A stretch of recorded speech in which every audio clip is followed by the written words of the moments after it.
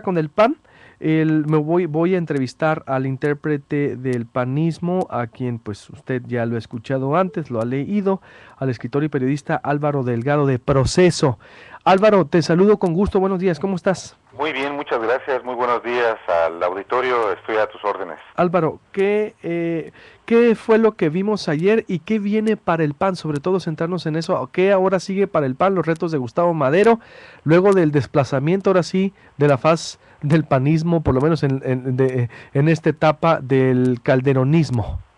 Bueno, yo había advertido que luego de 2 meses de campaña y de otros más meses de confrontación grupal al interior del PAN, y no habría un final feliz.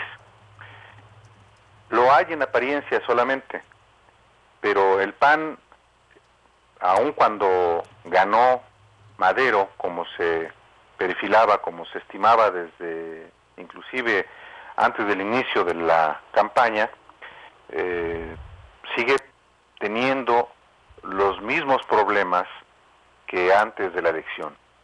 Esto es un conjunto de comportamientos y de prácticas que no han podido ser desterradas y que al contrario en esta elección se consolidaron.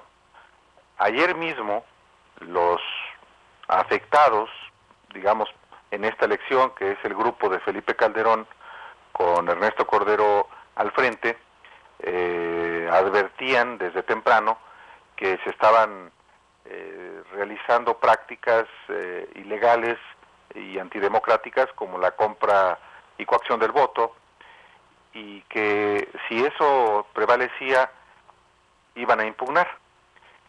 Al final de cuentas, la decisión que tomó Cordero, que es una decisión, no hay que darle mucho la vuelta, de Felipe Calderón, no se tradujo en una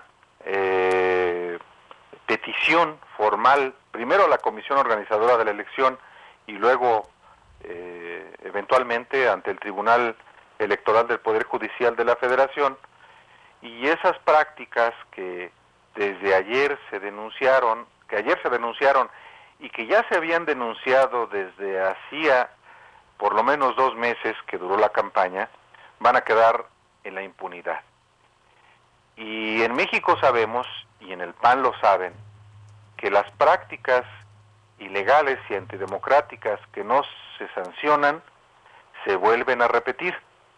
Esto es lo que seguramente veremos en adelante, eh, porque no hay ninguna voluntad de parte de los ganadores, pero tampoco de los perdedores, a combatir las, los comportamientos que tienen al PAN en una crisis que el resultado de ayer, ciertamente terso, no va a desaparecer.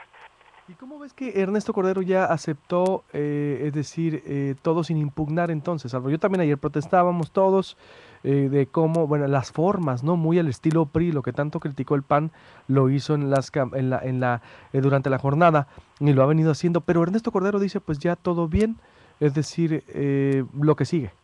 Sí, es el juego de las apariencias y de las hipocresías.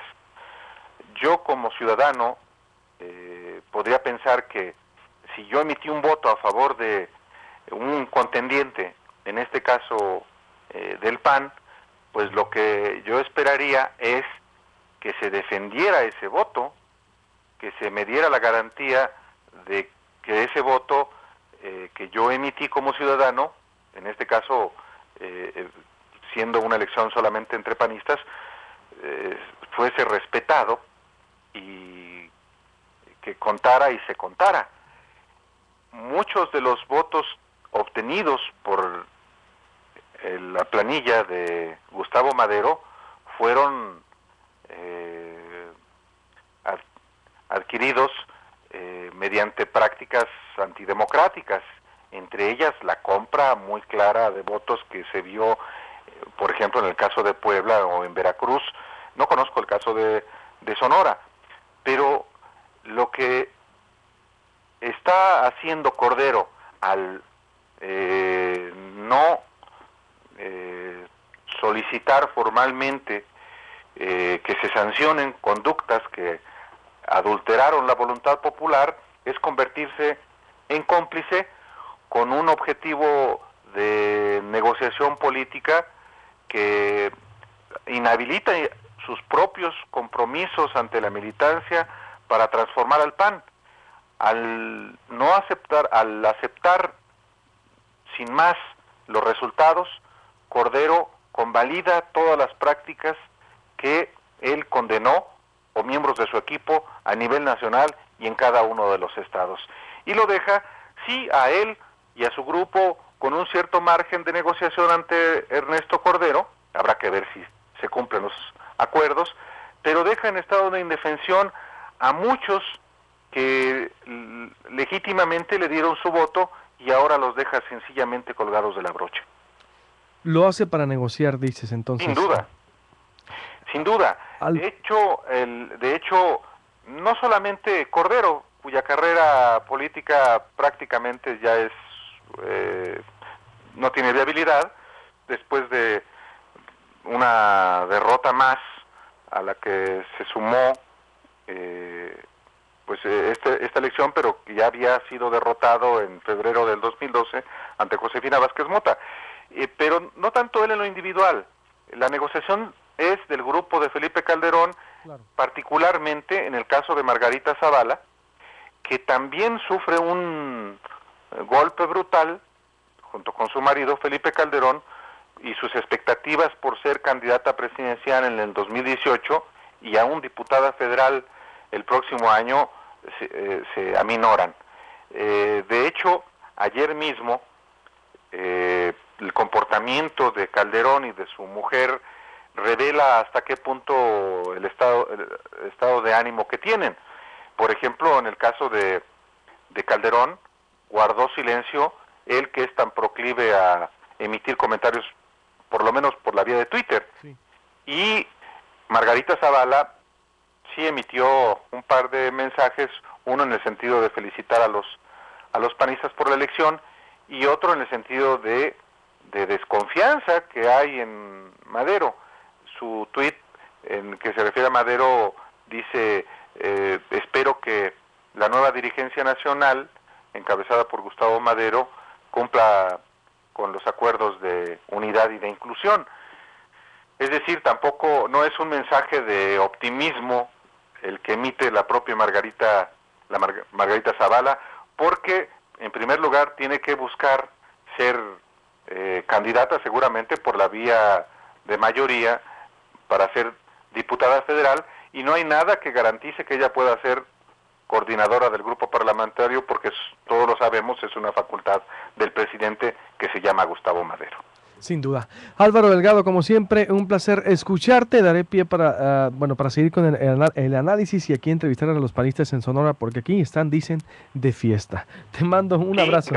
¿También están de fiesta los que perdieron? Los que fueron avasallados, porque se puede perder en una elección, se puede perder en un deporte, en donde quiera que uno compita puede uno perder, pero si se pierde a la mala, tampoco se vale simplemente lamerse las heridas y ya. Si se deja en la impunidad los comportamientos antidemocráticos e ilegales, lo único que va a pasar es que se sigan proliferando, y eso en la historia del PAN ya es muy recurrente. No olvidemos, y así lo platicamos en algún momento, cómo en la elección, por ejemplo, del 2012, se presentaron innumerables irregularidades que quedaron impunes, y ya desde antes.